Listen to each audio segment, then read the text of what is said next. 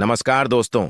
पूरे 500 सालों के बाद बन रहा है दिव्य और दुर्लभ महाशुभ योग चैत्र नवरात्रि के किसी भी दिन, खासकर अष्टमी या नवमी तिथि के दिन चुपचाप गाय माता को खिला दें।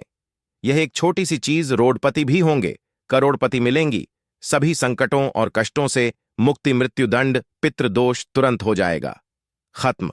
आपके पितृ हो जाएंगे आपसे प्रसन्न और आपके घर में पूरे साल भर बने रहेंगे अन्न धन के भंडार। यूं कहे कि आपकी 7 पुश्तें तक करेंगी। रुपयों पैसों पर राज 7 पुश्तों तक बैंक बैलेंस बढ़ता चला जाएगा। सभी दुख दूर हो जाएंगे और सुख आपके पास आ जाएंगे। सुख आपके कदम चूमेंगे यदि आप यह एक छोटी सी चीज गाय माता को खिला देते हैं। चैत्र नवरात्रि अष्टमी और नवमी तिथि के दिन इतना दुर्लभ संयोग है पूरे 500 वर्षों के बाद। जी हां दोस्तों, यकीन मानिए, यदि आप इसे खास चीज को, छोटी सी चीज को चैत्र नवरात्रि के किसी भी दिन गाय माता को खिला देती है तो तत्काल गरीबी आपके जीवन से एक समाप्त हो गई, खत्म हो जाएगी। गरीबी का नामो निशान खत्म हो जाएगा, पितृ प्रसन्न हो जाएंगी। यह मान लेना, यदि आपके पितर आपसे प्रसन्न होंगे तो फिर आपको कुछ करने की आवश्यकता नहीं है। मित्रों को प्रसन्न करना है, इतनी दुर्लभ संयोग में है इस बार मधुमेह अवश्य। तो दोस्तों, यदि चाहते हैं कि जीवन से तत्काल गरीबी समाप्त हो, पितरों की आपके ऊपर कृपा बरसी, कभी भी अनंत धन की कमी आपके घर में ना हो, बैंक बैलेंस 7 वीडियो तक आपके घर में बना रहे, तो दोस्तों वीडियो को पूरा देखना। यकीन मानिए, यदि आप पूरा वीडियो देखेंगे तो आपको अवश्य ही लाभ मिलेगा और साथ साथ आपको माता रानी की कृपा तो प्राप्त होगी होगी आपको 33 कोटि देवी देवताओं को धारण करने वाली गौ माता की भी कृपा आपके और आपके परिवार के ऊपर संदेह बनी रहेंगी। दोस्तों, अपने और अपने परिवार के फायदे के लिए पूरा वीडियो देखना, क्योंकि पूरे 500 वर्ष के बाद बहुत ही दुर्लभ संयोग में है। इस बार चैत्र नवरात्रि में दोस्तों, गाय माता से जुड़े इन उपायों को बिल्कुल भी करना ना भूले। जिस प्रकार इस वीडियो में हम आपको इन उपायों को बताएंगे, उसी प्रकार आपको यह उपाय करने हैं, तभी आपको 100% पूरा लाभ मिलेगा। पूरा फायदा होगा आपका और आपकी साथ पीढ़ियों तक कभी भी कृषि प्रकार की कमी नहीं होगी, दुख दूर हो जाएगी, सुख आपके कदमों में आ जाएंगे। यकीन मानिए, आप 1 महीने के अंदर करोड़पति बन जाओगे, मालामाल बन जाओगे और गरीबी का तो नामो निशानी खत्म हो जाएगा और पितृ सदैव आपसे प्रसन्न रहेंगे। तो दोस्तों, पूरा वीडियो देखना। दोस्तों, वीडियो को शुरू करने से पहले वीडियो को लाइक करके चैनल को सब्सक्राइब कर देना और सच्चे दिल से कमेंट्स बॉक्स में जय गौ माता, जय माता रानी अवश्य लिख देना, जिससे आपकी समस्त मनोकामनाएं गौ माता पूर्ण करें। और भी वीडियो को ज्यादा से ज्यादा शेयर जरूर करना, ताकि और लोग भी इस वीडियो में बताए गए उपायों से लाभ प्राप्त कर सके। दोस्तों, आपको बता दें, प्रत्येक साल में 2 नवरात्रि आती है और नवरात्रि का खास महत्व माना गया है। लेकिन चैत्र में आने वाली नवरात्रि बहुत ही खास और महत्वपूर्ण होती है। माता रानी का आशीर्वाद और गौ माता का आशीर्वाद पाने के लिए इस दिन आप पवित्र यो में स्नान या फिर दान का खास महत्व होता है और कहते हैं कि इससे माता रानी में प्रसन्न हो जाती है और आपको वंश वृद्ध का आशीष देते हैं। जिन पर आप अपने पितरों की कृपा होती है, उनके जीवन में हर कार्य सफल होता है और सुख शांति का माहौल उनके घर में बना रहता है। या दोस्त, आपको बताना चाहेंगे, नवरात्रि की अष्टमी के दिन पवित्र नदियों में स्नान करें। इसके बाद व्यक्ति को अपने सामर्थ्य श्रद्धा के अनुसार दान करना चाहिए। अन्न धन वस्त्र जो भी हो, दान करें। चैत्र नवरात्रि अष्टमी और नवमी के दिन आप जो बने दान जरूर करना माता दुर्गा का नाम लेकर। तो दोस्तों, माता रानी प्रसन्न हो जाएंगी और आपको वंश वृद्धि का आशीष देंगे। तभी किसी प्रकार की कोई कमी आपके घर में नहीं होगी। वैसे चैत्र नवरात्रि बहुत ही खास होती है, लेकिन इस नवरात्रि का महत्व कुछ अधिक ही माना गया है। कहते हैं कि इस दिन कुल देवी की पूजा और यह दिन कुल देवी और माता गौरी जी का पूजा करने के लिए विशेष फलदायी माना गया है। तो इस दिन माता गौरी जी की विधि विधान से पूजा अर्चना जरूर करें आप। साथ ही नवरात्रि की अष्टमी तिथि के दिन आपको पीपल के पेड़ की पूजा अवश्य करनी चाहिए। कहते हैं कि इस दिन पीपल की पूजा करने से सभी देवी देवताओं का आशीर्वाद प्राप्त होता है। अष्टमी के दिन यदि किसी पवित्र नदी में स्नान करना संभव ना हो, तो आप घर पर ही नहाने वाले पानी में गंगा जल की कुछ बूंदें डालकर स्नान करें। लाभ आपको अवश्य मिलेगा, बहुत ही शुभ माना गया है। तो दोस्तों, स्नान के बाद पीपल के पेड़ की जड़ में जल जरूर चढ़ाएं और शाम के समय पीपल के पेड़ के पास घी का दीपक जरूर जला दें। ऐसा करने से पितृ प्रसन्न होकर अपना आशीर्वाद आपको दे दी। व्यक्ति के जीवन में कभी किसी प्रकार की कोई कमी नहीं होती। तो ध्यान रखना, नवरात्रि में हर शाम के समय एक दीपक पीपल के पेड़ के नीचे जलाए हम लाभ प्राप्त होगा। आपको देख लेना, तभी किसी भी प्रकार की कमी नहीं होगी। सभी देवी देवताओं की कृपा आपको प्राप्त हो जाएगी। ऐसा प्रभावशाली बन जाता है पीपल का पेड़। और नवरात्रि की अष्टमी नवमी के दिन तो एक घी का दीपक अवश्य जलाए। और दोस्त को बात करते हैं कि इस नवरात्रि के दिन गाय माता से जुड़ी कौन कौन से उपाय आपको करने चाहिए, जिन उपायों को करने से आपका बैंक बैलेंस बढ़ता चला जाता है, प्रसन्न हो जाते हैं और सभी दुख आपके जीवन से समाप्त हो जाते हैं और सुख आपके कदमों में आ जाएंगे। आपके कदम चूमेगी, सुख आपके पास आ जाएगी और जीवन में कभी किसी प्रकार की कमी नहीं होगी। तत्काल गरीबी समाप्त हो जाएगी। गाय माता से जुड़े इन उपायों को आपको बताने वाले ध्यान से चुनना किस प्रकार आपको उपाय करने हैं और जैसे बताएं उसी प्रकार ही करना और ध्यान रखना। पूरा वीडियो ही देखना, तभी आपको इनमें बताए गए उपायों का लाभ मिलेगा। चलिए शुरू करते हैं। गाय माता से जुड़े कौन कौन से उपाय आपको भाद्रपद नवरात्रि के दिनों करनी चाहिए, चलिए शुरू कर दें दोस्तों। सनातन परंपरा में गाय माता गंगा और गाय माता त्री का बहुत ज्यादा धार्मिक महत्व है। मान्यता है कि वह माता के शरीर पर 33 कोटि देवी देवताओं का वास होता है। गौ माता की सेवा एवं पूजा करने वाले जातक पर इन सभी देवी देवताओं की कृपा बरसती है। गौ सेवा सेना सिर्फ इस जन्म के बल्कि पूर्व जन्म के भी दोस्त दूर हो जाते हैं। प्रत्येक सुबह जब आपके घर में बहुजन बनना प्रारंभ हो तो सबसे पहले बनाई गई रोटी को आप गौ माता के नाम से निकाल दें और भोजन करने से पूर्व वह माता को इस रोटी को खिलाए। यदि संभव हो तो काली गाय माता को खिलाए। यदि यह काली गाय माता ना मिले तो सफेद गाय माता को भी आप खिला सकते हैं। प्रत्येक पूजा और मांगलिक कार्य में दो माता या उनसे जुड़ी चीजें जैसे गाय माता का गोबर गोमूत्र, गाय माता का दूध अथवा गाय माता के दूध से बना घी अवश्य शामिल करें। इससे आपको पुण्य प्रभाव की प्राप्ति होगी। सनातन परंपरा के अनुसार जिस घर में गाय माता होती है उस घर से जुड़े सभी वास्तु दोष स्वतः ही समाप्त हो जाते हैं। किसी भी पूजा में गाय माता से प्राप्त पंचगव्य युक्त पदार्थ का उपयोग अवश्य शामिल करें, क्योंकि पंचगव्य के बिना कोई भी पूजा पाठ और हवन सफल नहीं होता। या दोस्तों, गाय माता की कृपा पाने के लिए प्रतिदिन, सप्ताह अथवा महीने में परिवार समेत एक बार गौशाला जाने का नियम जरूर बनाएं और वहां गायों को हरा चारा जरूर खिलाएं। इससे आपको फलों की प्राप्ति होगी और साथ ही साथ गौ सेवा और गौ पूजा से नवग्रह शांत हो जाते हैं और इनसे जो दोषों का निदान हो जाता है। गर्मियों में गौ माता को पानी पिलाएं और नवरात्रि में गौ माता को गुड़ अवश्य खिलाएं। यह ध्यान रखें कि गर्मियों में गाय माता को गुड़ न खिलाएं।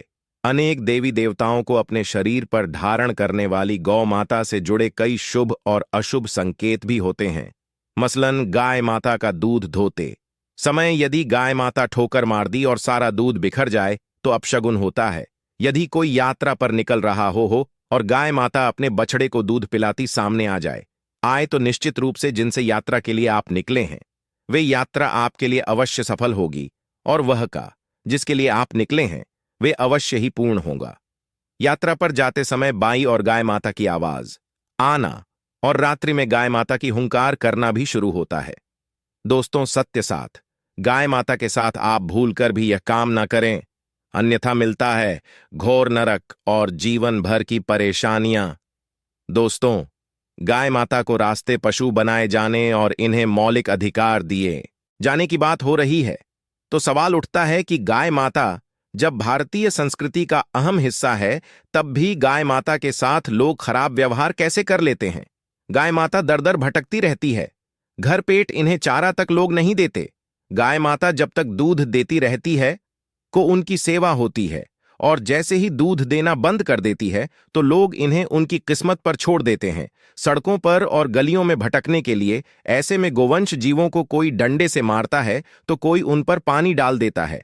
कभी वाहनों से इन्हें ठोकर लग जाती है तो कभी बीमार होकर बेचारी एक गाय माता दम तोड़ देती है। ऐसे में जरूरत है इन बातों को जानने की कि गाय माता को लेकर शास्त्रों में क्या कहा गया है। गाय माता के साथ आपको कैसा व्यवहार करना चाहिए। या दोस्तों, गाय माता को कभी भी मारना पीटना नहीं चाहिए। शास्त्रों में गाय माता को माता का दर्जा दिया गया है। गाय माता को मारने पीटने वाला माता को मारने पीटने वाले के समान बाप का भागी माना जाता है। ऐसे घरों को नरक लोक में वर्षों तक कष्ट भोगना पड़ता है। अगले जन्म पशु योनि में मिलता है।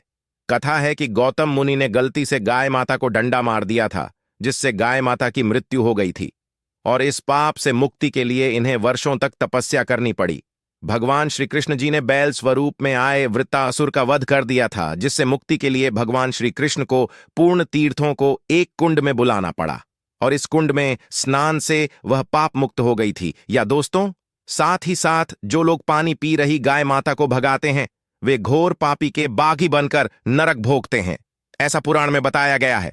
जबकि दो लोग गाय माता के लिए प्याऊ और चारा बनवाते हैं वह महाभाग्यवान होते हैं।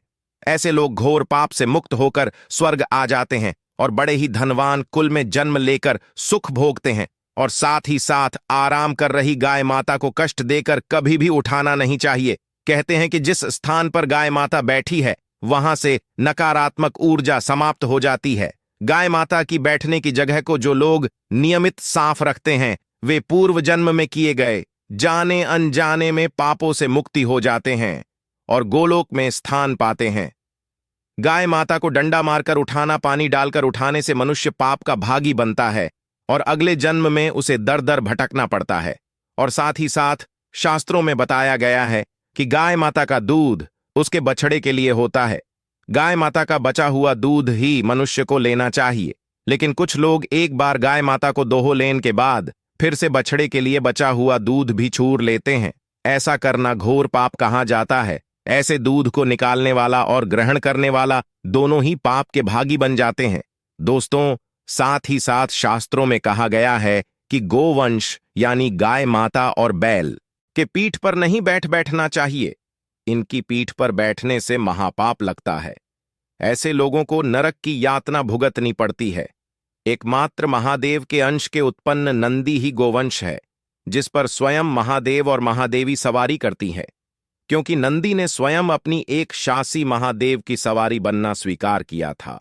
और साथ ही साथ शास्त्रों में गाय माता के दान को बहुत ही महत्व दिया गया है। लेकिन ऐसी गाय माता का दान कभी नहीं करना चाहिए जो बूढ़ी और बीमार हो। कठोपनिषद में नचिकेता की कथा भी इस संदर्भ में है कि जिस नचिकेता ने पिता द्वारा बूढ़ी गाय माता को दान करने पर आपत्ति जताई थी, दूध देने वाली और बछड़े सहित जो लोग गाय माता का दान करते हैं वह महान पुण्य को प्राप्त करके स्वर्ग में एक स्थान पाते हैं।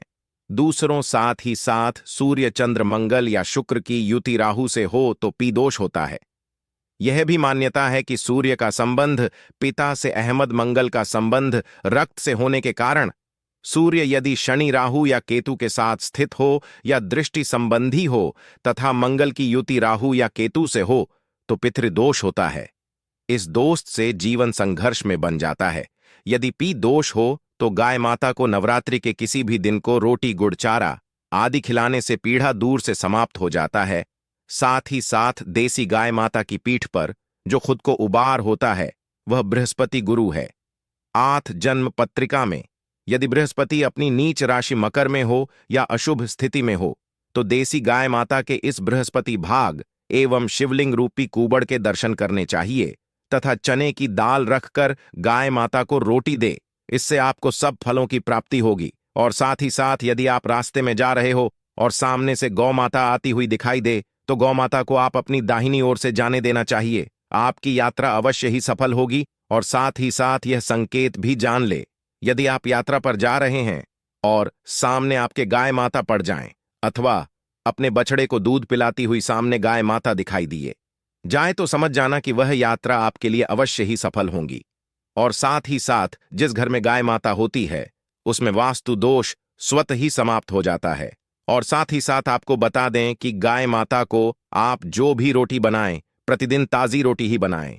गाय माता को अगर आपने रोटी बनाई है तो कोशिश करें कि उस रोटी को आप तुरंत ही गाय माता को दे दें। अगर आप उस रोटी को रख देंगे और उस रोटी को अगले दिन देंगे तो वह रोटी बासी मानी जाएगी। गाय माता को कभी भी बासी रोटी ना दे, इससे घर में नकारात्मक ऊर्जा वास करती है और जो भी कार्य आपके बनने वाले होंगे वे कार्य भी आपके बिल्कुल भी नहीं बनेंगे। इससे आपके घर में हमेशा दर्द बढ़ता का वास रहेगा और आप जिस भी कार्य को करेंगे उस कार्य में आपको हमेशा असफलता ही हाथ लगेंगी। इसलिए कोशिश करें गाय माता को रोजाना ताजी रोटी बनाकर खिलाएं और रोटी को बिल्कुल ना रखें। बासी रोटी गाय माता को ना दें और साथ ही साथ सड़ी गली चीजें गाय माता को नहीं खिलानी चाहिए कि घर में कोई फल है, कोई सब्जी है, सो जाए वो लोग क्या करती है, गाय माता को खिला देती है। नहीं, ऐसा नहीं करना चाहिए। ऐसा करने से यदि आप गाय माता को खिलाते हैं तो और आप पाप के भागी बन जाते हैं। आप बिल्कुल भी सड़ी गली चीजें गाय माता को ना खिलाएं और साथ ही साथ आप आटे की 11 लोइयां बनाकर उनके ऊपर हल्दी लगाएं। इसके बाद आप उन 11 लोई ओ को एक एक करके गाय माता को खिलाएं। प्रत्येक लोई को खिलाते समय गाय माता के सिंगोवाल, गाय माता की परिक्रमा भी कर लें तो आपके समस्त कार्य होंगे। और साथ ही साथ आप गाय माता को जब भी रोटी दें, रोटी पर या तो आप थोड़ी हल्दी लगा लें या थोड़ा रख लें। अगर गुड़ ना हो तो आप थोड़ा मिश्री रख सकते हैं, थोड़ा घी रख सकते हैं। या दोस्तों, गाय माता को कभी भी सूखी रोटी ना खिलाए। सूखी का मतलब गाय माता की वह जो रोटी रखें खिलाए उस पर कुछ ना कुछ रख कर खिलाए। हल्दी रख ले, गुड़ रख ले, मिश्री, घी, अब जो भी रख ले, मतलब खाली रोटी नहीं खिलानी है। ध्यान इस बात का रखें। जब भी आपको सुबह फलों की प्राप्ति होगी। या दोस्तों, ये थे गाय माता से जुड़े कुछ महत्वपूर्ण उपाय, कुछ बातें जिन्हें आपको नवरात्रि के दिनों में ध्यान में जरूर रखना